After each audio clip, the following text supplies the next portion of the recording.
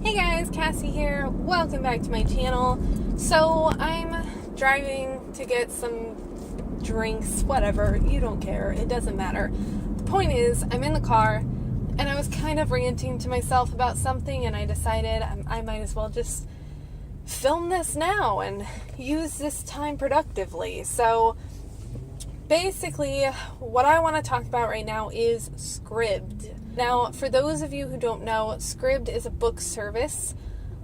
They have audiobooks, ebooks, documents, sheet music, and a couple other things that I haven't really utilized those functions, so I don't really know what they are, but basically I use it for audiobooks and sometimes ebooks.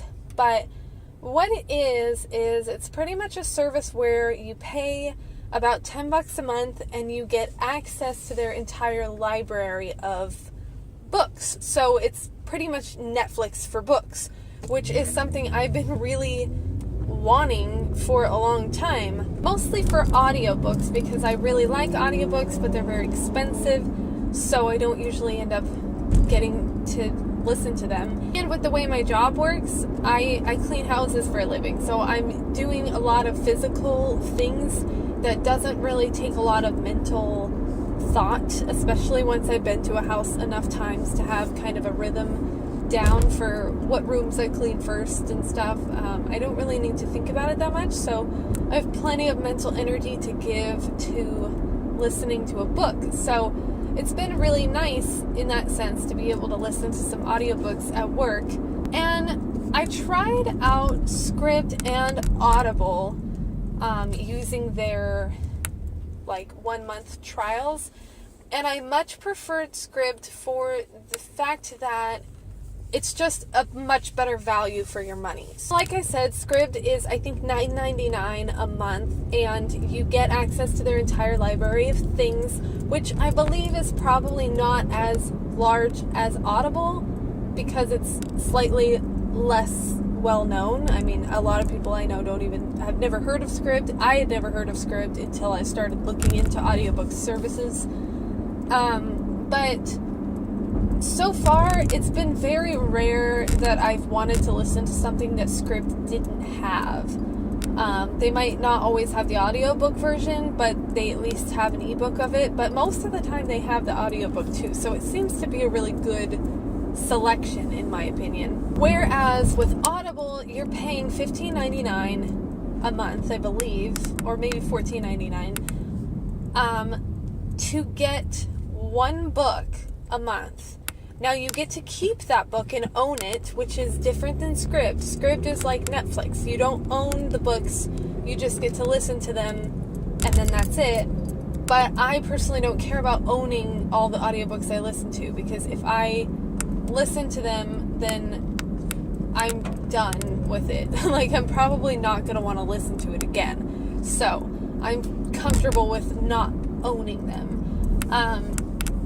But the thing is, with Audible, you get to buy one book a month for $15, and then you get kind of discounts on all the other books.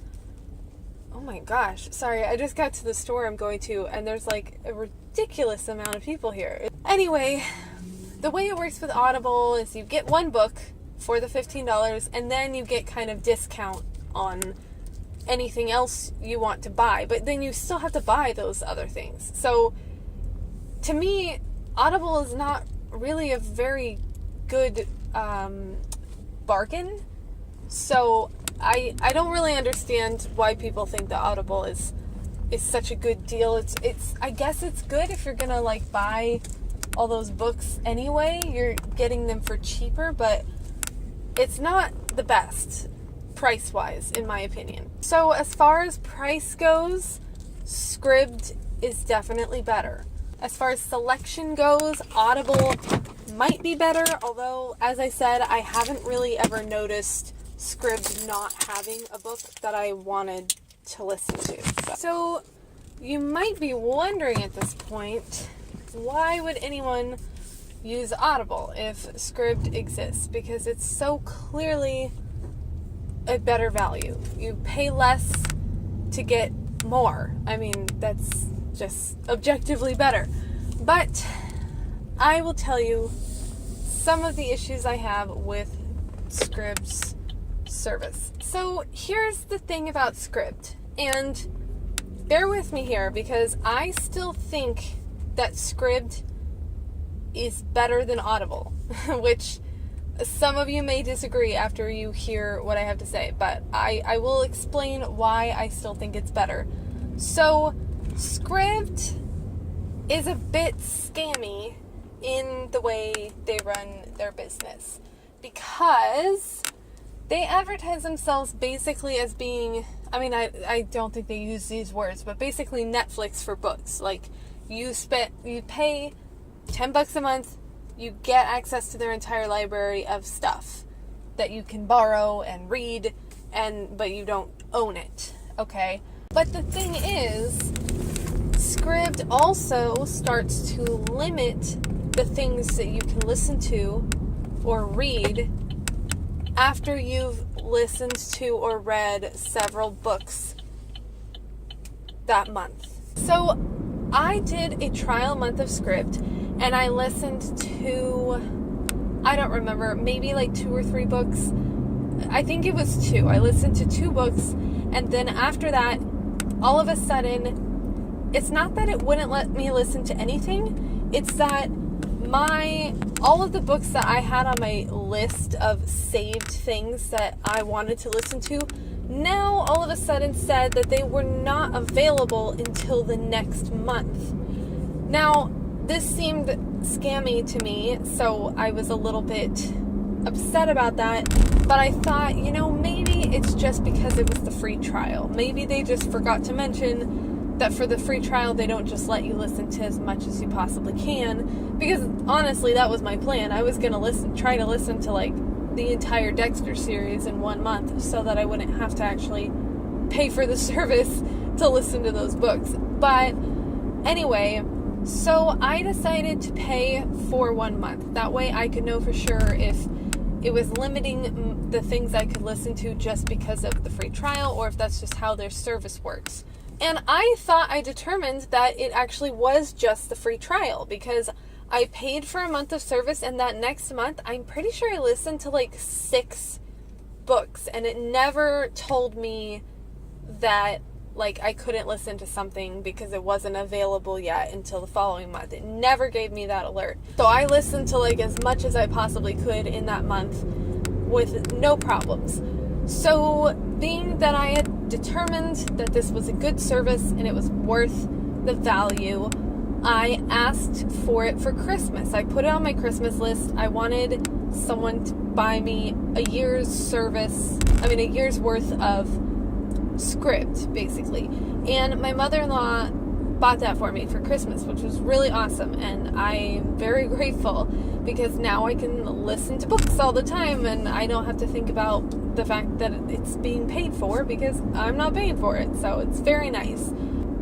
But the thing is, the limitations came back up. So I believe the first month that I started listening to books on Scribd, I listened to 1 book or maybe 2. I think it was either 1 or 2, but my husband also I let him download Scribd on his account too, because you can share accounts. It can't tell, who's using it if you have it downloaded on multiple devices. So he was listening to it too, and he listened to a bunch of shorter books, so I think he ended up listening to like 5 books or something, and I only listened to 1, and at that point, it started telling me that all of the things that were on my list of saved books that I wanted to read were not available until the next month. So I was super disappointed by that, because I'm like, crap, my mother-in-law just paid for an entire year of this service, and it might just be like a scam, because now I can't listen to any of the things I wanted to listen to. But technically, it's not completely a scam, because I still could listen to stuff, but all of the stuff that was left at that point that was available for me was like just really random books that nobody's ever heard of. So that was annoying, and I really was trying to decide if I wanted to actually try to cancel. I didn't know if I could have her cancel because she already paid for the entire year, which is also an annoying thing, because it's like, I understand how they're trying to maybe limit people who are paying month to month so that they'll buy another month, because they're like, oh crap, this book I wanted to listen to isn't available till February 1st now, so now I have to buy February's month too. But I had already paid for all 12 months of this next year, so that doesn't really make sense. They're saying I had to wait until February, but I've already paid for February, so it didn't make any sense. But anyway, I decided to give it a shot to just keep going, because it's like, it was going to be a huge hassle to cancel, and at least I got to listen to some things, and I still found that maybe it was still worth it. If I had been paying for it myself, I might have gone through the trouble of trying to cancel, but it was going to be too much of a hassle. So I decided to stick it out, and the following month, my husband and I decided that he would not listen to Scribd anymore. Anyway, the following month, I can't remember exactly how many books I listened to, but now that he wasn't listening to anything, I think I got through 3 books before it decided to tell me that I couldn't listen to anything anymore. So that's still really annoying. But then the month after that, this month, I think, I've listened to, I think again, 3 books I got to listen to before it started limiting me, and I have found another book, even with the limited options, that I'm enjoying. That has happened a couple times, actually. I have found some books that I've enjoyed, even with the limited options, but still, it's annoying because it's not what their service advertises. Their service advertises that you get access to their entire library of books for the whole month, and that's not true. You get access to their entire library of books until you've listened to like 2 or 3 books, and then you only have access to a very small portion of their library of books. Now, on principle, I really don't want to pay for this service anymore. I want to just, after this time is up, whatever my mother-in-law paid for, I want to just say, no, I'm not going to buy your service anymore because you're scamming people, and, it's false advertising, and that's not cool. But the thing is, it's still a better value than Audible, because you're still getting access. I'm getting to listen to 3 audiobooks a month for $10, which is still better price-wise, as long as you don't care about owning them or not. It's still better than Audible. So the thing that annoys me about Scribd is that if they just advertised their service, if they just said, you get to pay $10 a month to listen to 3 books, and that's it. Or if they said, you'll get to listen to 3 books, and then after that, there's a small library of books you can choose from, but it's not a very big selection, I would still pay for that, because that is still currently the best bargain out there when it comes to audiobooks. I mean, tell me in the comments below if you know of a better bargain, but I really don't. I don't think there is one. So currently, this is still the best option, in my opinion, for audiobooks, but it drives me crazy to support a company that, is false advertising. And to be fair, which, I shouldn't have to be fair, I shouldn't have to go through the trouble to, yell at some people to get them to actually stand by their word and what they're supposed to be offering. But to be fair, I haven't actually gone to customer service and told them, hey, this isn't what I was promised. You need to deliver what you're promising, because I just haven't really, I don't care enough, I guess. It's gonna be a huge hassle and I don't want to do it. But basically, that's what my experience has been with Scribd. Pretty much, you pay $10 a month and you get to listen to maybe 2 or 3 books. And then after that, it starts telling you that all your other books are like not available until like February 2nd or something, so that you have to pay for the next month to listen to that. Some tricks I have found if you want to try out Scribd and you want to like get the most for your money. One is to not put anything on your saved list. If you want to have a list of things that you want to read in the future, do that elsewhere, like on Goodreads or something, but don't save anything to your list, because those will be the first things that they'll tell you aren't available, because they know you want to read them.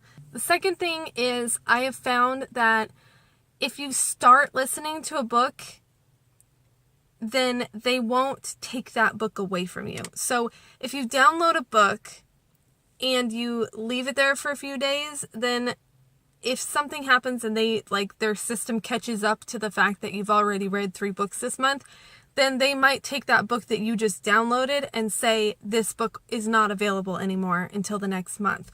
But if you download the book and you immediately start listening to it and just let it play for like a couple seconds into the introduction or whatever, then they won't take that book away from you. Even if their system catches up and realizes how many books you've listened to, they can't, like, they're not going to take away the one that you've already started.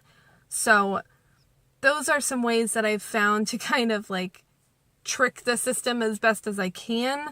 But all in all, it's still really crappy of them to do this, and to advertise something that they're not delivering on. And if I cared more and had the time and the patience, I would contact customer service and try to demand that they stop doing that. But at the moment, I'm not planning to do that. I'm planning to just enjoy it for what it is. Because honestly, like I said, if they were just upfront about what it was, I would still pay for this service, because it's still the best deal out there. But I mean, if anyone out there is watching this video for some reason, if you're like wanting to create an audiobook service, I'm here telling you I would pay more than $10 for a Netflix for books kind of situation. I would pay more than Audible. I would pay more than $15. I might pay $20 a month for, if it was a legitimate Netflix for books situation where you can just listen to any of the books in their library as many times as you want for the whole month. That would be a great deal, but that doesn't exist at the moment. So at the moment, between Audible and Scribd, I still believe that Scribd is the best option. You obviously can decide for yourself if you want to go with an audio service, and, you know, whichever one you think is better. For me personally, I feel like this is a better bargain price-wise, and that is what is important to me in this moment, because I'm not going to pay for like expensive audiobooks. It's either Scribd or nothing, honestly. I'm not going to pay $15 a month for one book. I'm just not going to do that. So for now, I am really enjoying having Scribd, actually. I just have to decide at the beginning of the month what, 3 books are most important to me right now, and I will listen to those, and then it will limit me, and then I get to also kind of use that as an opportunity to discover new authors and read a book that is, maybe something I've never heard of. I actually discovered Megan Miranda this way. I had listened to a couple books of the month for, I think, the month of February, and then it started limiting me, and all the things that I wanted to listen to that were like the more popular titles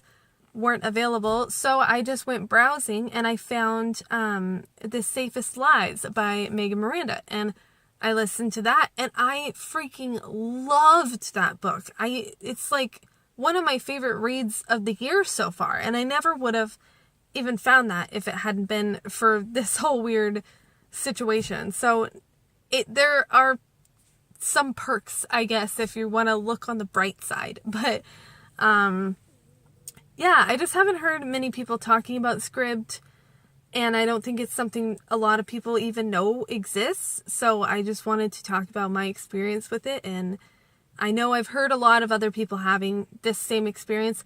I've also weirdly heard a lot of people say that they've never had this experience and that they don't limit them But I don't see how that's possible, because every single month that I've used it, except that first month for some reason, but every single month since then, they absolutely have limited me after reading like 2 or 3 books. So it's not even like I'm reading like 12 books and then they're like, whoa, calm down.